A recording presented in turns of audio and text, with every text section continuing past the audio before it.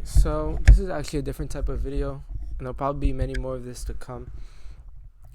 I'm doing a review on a story called Glaucos.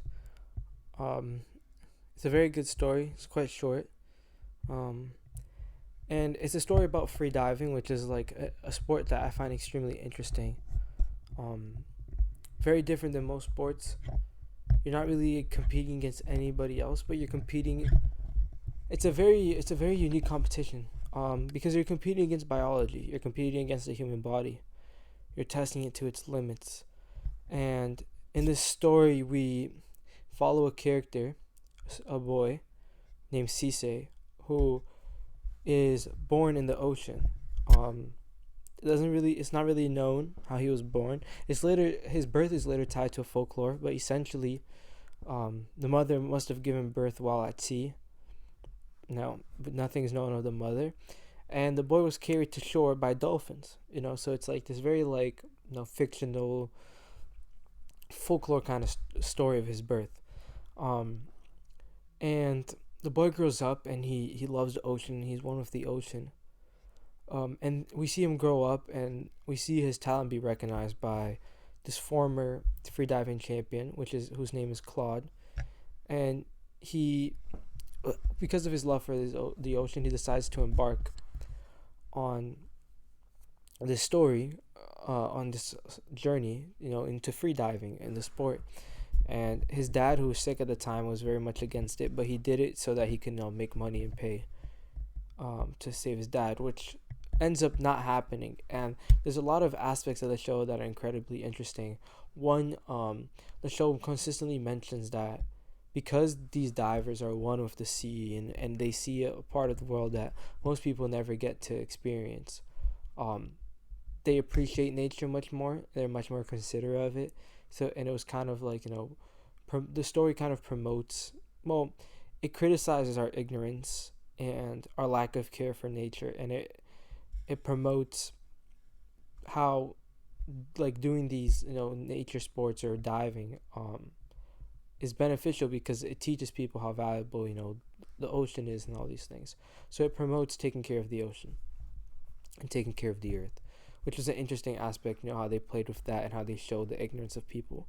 But yeah, we learned that in the story there's a lot of actual facts about the human body and how it reacts to hydraulic pressure and diving itself, which is great. The realism adds to the story. Sorry. One of those things, for example, is the spleen. The spleen is this organ in the body that we don't actually use, but that can actually increase our blood flow and the oxygen percentage in our body. And they talked about how, for example, his spleen had been trained to be used since he was very young. In fact, from his birth, from being born in the ocean. And we all have spleens and we don't know how to use them, but they're there.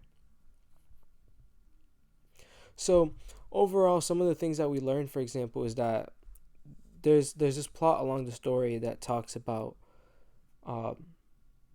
him being exploited by these brands who are sponsoring him, who don't care about his well-being, who don't care about the craft, who don't care about the ocean, who don't even understand what it's like to go 100 meters down mentally, right?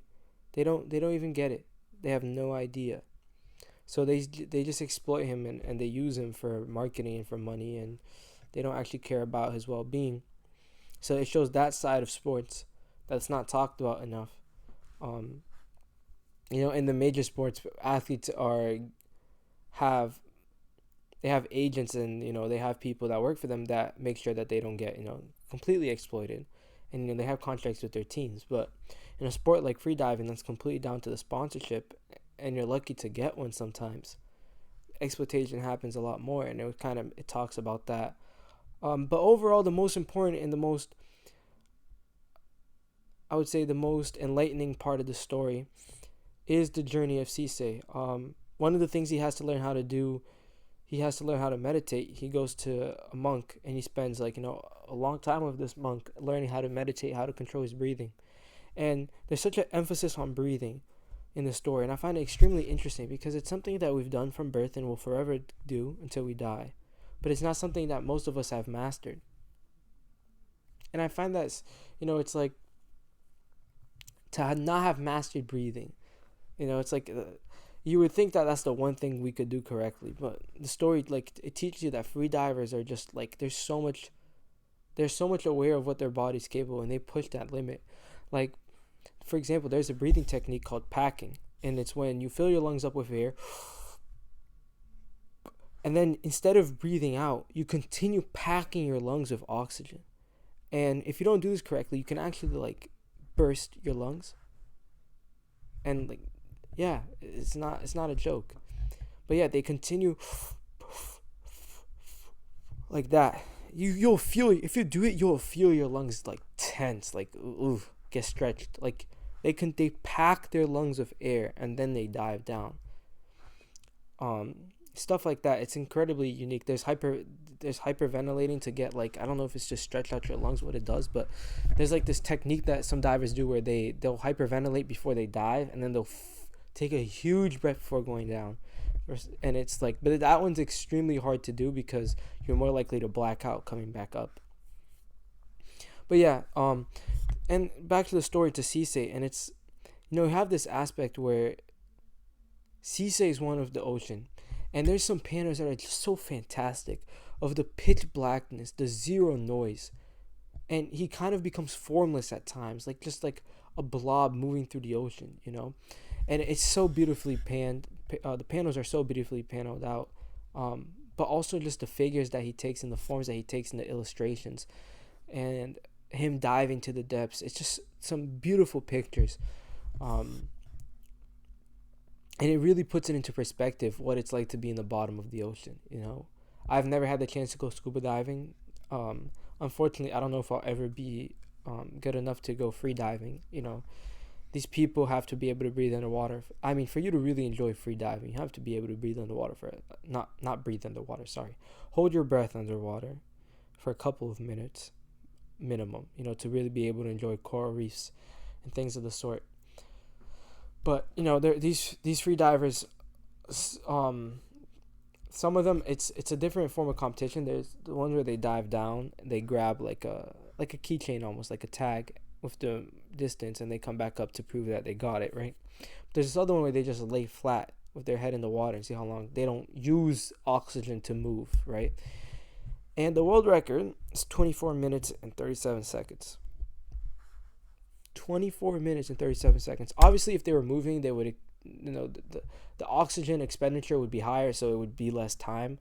But, a pro free diver like Guilherme, who has a beautiful film, and I advise all of you who want to read this manga or want to get into the story or interested in just thinking about what I'm talking about, like, what is this sport, search up Guilherme. He has a movie on YouTube, gorgeous movie, but he can dive underwater for 8 minutes and move around and swim, and so that, I don't know, but I plan on scuba diving, and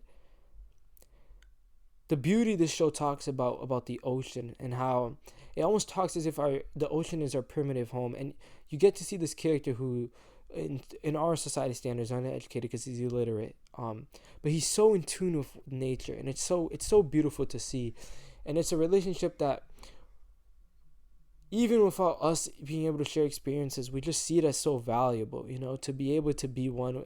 It's one of those things, how kids dream about being able to fly. I think kids also dream about being able to swim, and like not have to come up for air.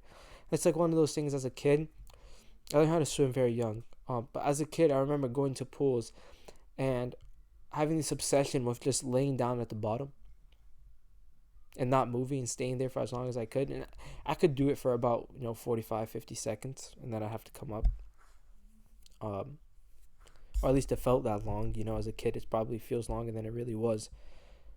But seeing him dive down in the depths, in the darkness, it was truly, I think it's going to stay with me for a long time. And I think that if I forget it, the day I get the chance to go scuba diving, the images will just, from the story, will just immediately come back to my mind. Absolutely, just gorgeously drawn. And I highly recommend it. I think it'll make you think about our relationship with the earth. I think the show makes us think about our relationship with our body as well. because their ability to push it to its limits. The show does a gorgeous job of illustrating that as well. The way the humans are drawn in terms of the skeleton, it's so accurate. Honestly, the visuals are a work of art, and the story is very strong, and the ending is incredibly unique, because as I mentioned, the story kind of follows his folklore in the way he was born, and the folklore is we learn about the folklore about halfway through the story, and his end, the character's death, was, we don't know if he died, right? But we can only assume it's exactly like the folklore. You see, in the folklore, it's about this boy who's born in the ocean. He's one with the sea. And he wants to better the relationship with the people of the land. So he goes to the people of the land and he tries to negotiate, and he tries to convince them to take care of the ocean and to have a good relationship with the land and the ocean. The king of the land then jealously spears him, and he gets attacked. And he returns to the ocean, never to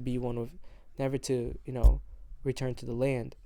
And in the story, the guy who sponsored him took advantage of him, and he just went back. He's doing this 200-meter dive. It's not a free dive. It's the one where there's you're holding on to this machine and you dive down. I forget the name. And the machine brings you down. It cranks you down. You just have to be able to stay, conscious. And he hits 200 meters, and there's all these images going through his head, and I don't want to ruin that part. But he sees something beneath that just calls to him, and he dives down deeper. He's at 200 meters. He lets go of the machine. He has a monofin, and he just dives below, and the people watching with the scuba tanks and the oxygen tanks who are trying to guard him, they can't get him. It's pitch black. So if he leaves the machine that has light, they can't see him. So he just dives down. They lose him, sight-wise. He just dives down and becomes one of the. We don't know what happens. He just dives down into the ocean and becomes one of the ocean. And it's exactly how the story goes, the folklore, and the story.